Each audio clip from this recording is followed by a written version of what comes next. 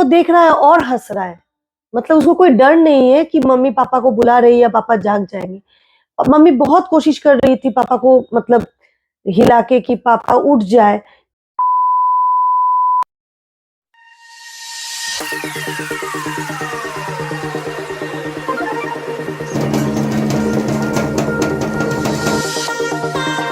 Friends ये मैं हूँ ना।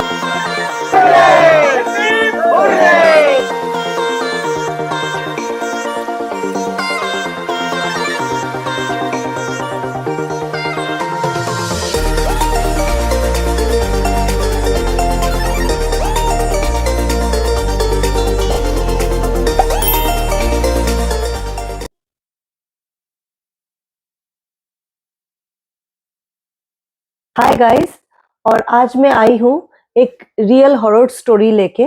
अगर आप लोगों को हॉरर स्टोरी पसंद है तो एक लाइक जरूर कीजिएगा इस वीडियो को। एक्चुअली ये एक रियल स्टोरी है और वो भी मेरा अपना देखा हुआ स्टोरी है। मैं सोच रही थी कि मैं शेयर करूँ आप लोगों के साथ। तो ये स्टोरी है मेरे मायके की। एक्चुअली जब मेरे पापा सर्विस करते थे तो वो बहुत दिनों के लिए बाहर में रहते थे।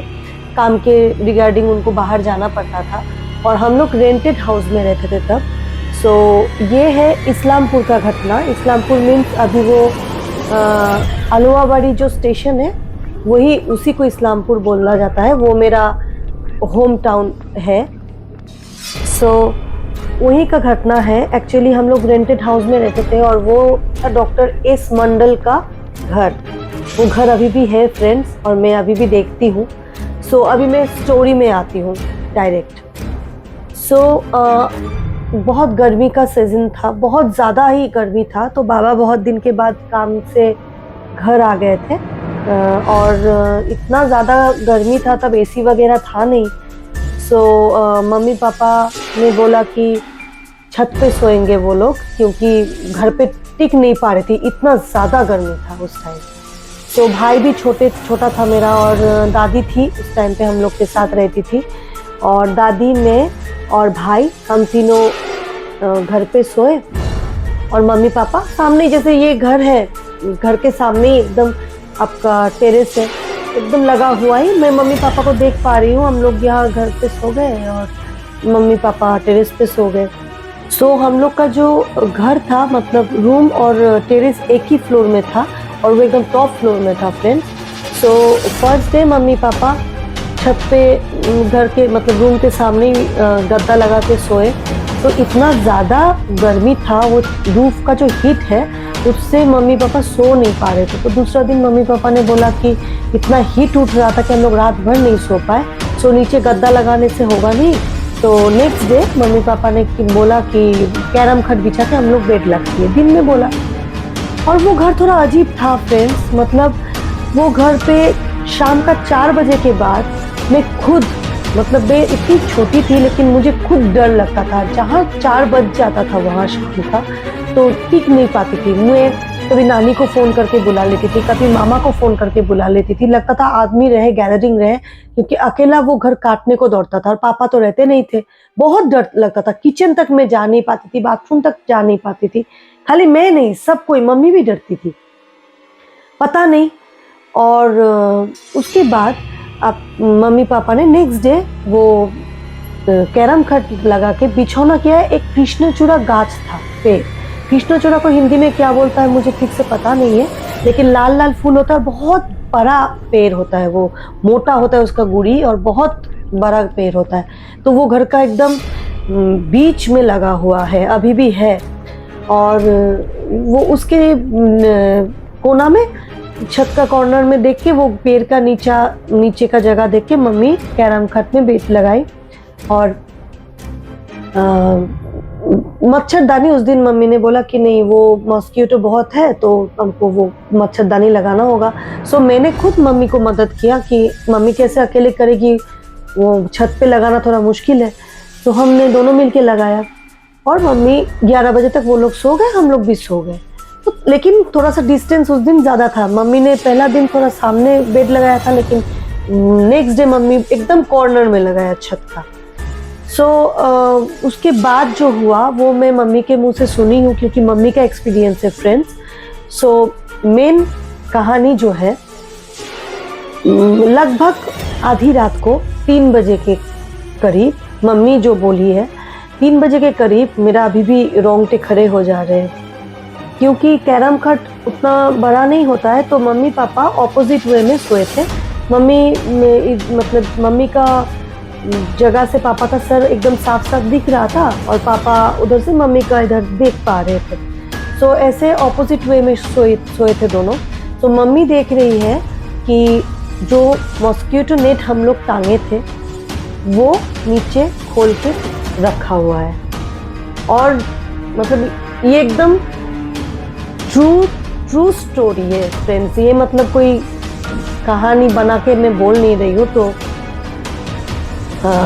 वो खोल के नीचे रखा हुआ है और पापा का सर के पीछे कैरम खट में एक लड़का बैठा हुआ है। उसका एज लगभग 9 से 10 साल का होगा।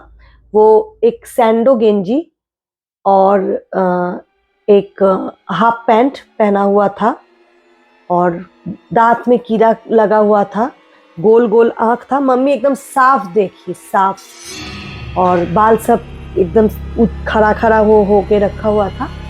और वो लड़का मम्मी की तरफ देख रहा था और हंस रहा था कंटिन्यू। मम्मी देख के चौंक गई और सबसे ज्यादा मम्मी डरी कि वो मॉस्किटो नेट उनके नीचे कैसे गिर गया और एक साइड में समेटा हुआ। पापा को कोई होश नहीं, पापा तो सो रहे हैं। पापा के सर के पीछे वो बैठा हुआ है और मम्मी को देख के वो लिटरली हंस रहा है और मम्मी बड़ा बड़ा करके उसको देख रही है। मम्मी ना हिल पा रही है ना पापा को बुला पा रही है। उस टाइम पे मम्मी बोल रही थी मेरा शरीर पूरा भारी हो गया, लेकिन मैं जगी हुई हूँ। मतलब मैंने सोचा कि मम्मी शायद सपना वपना देख रही होगी, लेकिन मम्मी बोला मैं जगी हुई हूँ और मैं कॉन्स्टेंटली देख रही हूँ। वो मुझे देख के हंस रहा है। मैं तुम्हारे पापा को ऐसे हिला रही हूँ, हिलाते हुए वो देख रहा है और हंस रहा है। मतलब उसको कोई डर नहीं है कि मम्मी पापा को बुला रही है या पापा जाग जाएंगे। और मम्मी बहुत कोशिश कर रही थी पापा को मतलब हिला के कि पापा उठ जाए। पापा को मतलब पिंच कर रही थी कि मम्मी बोल नहीं पा रही थी, सो पिंच कर रही थी कि पापा उठ जाए। लेकिन जब बहुत जोर से मम्मी मतलब नहीं हो पा रहा है और वो कंटिन्यू हंस रहा है देख के लड़का। और तब जब मतलब लास्ट मोमेंट में मम्मी एकदम बाबा का नाम लेके जोर से चिल्ला के उठी। तब मम्मी चिल्ला के जो उठी, पापा जो उठ गए, मम्मी बेहोश हो गई। इतने में हम लोग बाहर आ गए। बाहर आने के बाद देखे मम्मी सेंसलेस है और पापा मम्मी के सर पे मंत्र पाठ कर रहे हैं। हम लोग में गायत्री मंत्र होता है, वो पापा पढ़ रहे हैं जनेऊ लेके। हमने तब सारा स्टोरी पापा ने थोड़ा बहुत मतलब मम्मी को जब होश आया मम्मी और पापा मिलके बताया। यही स्टोरी है मेन। अब बात है फ्रेंड्स इसमें सच्चाई क्यों है। ये नेक्स्ट डे मम्मी जो लैंडलॉर्ड थे वो डॉक्टर थे, डॉक्टर एस मंडल, उनका अभी भी चेम्बर है। उनके पास जाके वो मम्मी ने बोला कि चाचा जी ये ऐसा मेरे साथ कल हुआ, यहाँ क्यों हुआ, ऐसा पहले कभी हुआ है? तो उन्होंने बोला कि तुम छत पे क्यों सोई? तो क्यों, घर है मेरा, मैं सो सकती हूँ, गर्मी इतना है। तो नहीं, क्योंकि मेरा ये मतलब नर्सिंग होम था, छोटा मोटा सा मैं चलाता था और छत का वो कॉर्नर के नीचे जो रूम सब है वहाँ मतलब जो मर्ग जो सब मर जाते थे पेशेंट सब, उसको रखा जाता था। यही मम्मी को जब पता चला तो मम्मी तो डिसाइड किया कि मुझे ये घर छोड़ना है, अब हम लोग नहीं रह सकते। कि बहुत दिन से हम लोग जेल भी रहते थे, मैंने जैसे बताया। उसके बाद मम्मी ने बोला आपको पहले बताना चाहिए था कि बच्चा लेके हम रहते हैं, ऐसा इनसिक्योर करके कुछ भी हो सकता था, आप क्यों नहीं बताए? तो वो लोग बोला नहीं कुछ नहीं होगा, रहो ऐसे, घर मत छोड़ो। लेकिन हम लोग 2-3 दिन में घर छोड़ के दूसरा घर पे हम लोग शिफ्ट कर गए।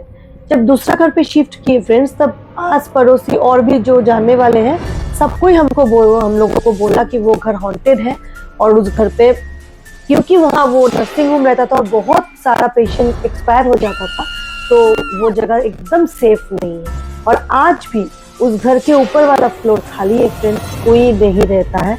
वो जो डॉक्टर एस मंडल है, पता नहीं वो अभी होंगे, उम्र बहुत हो गया होगा, लेकिन ना उसका बेटा ना बेटी कोई नहीं रहता है फ्रेंड्स।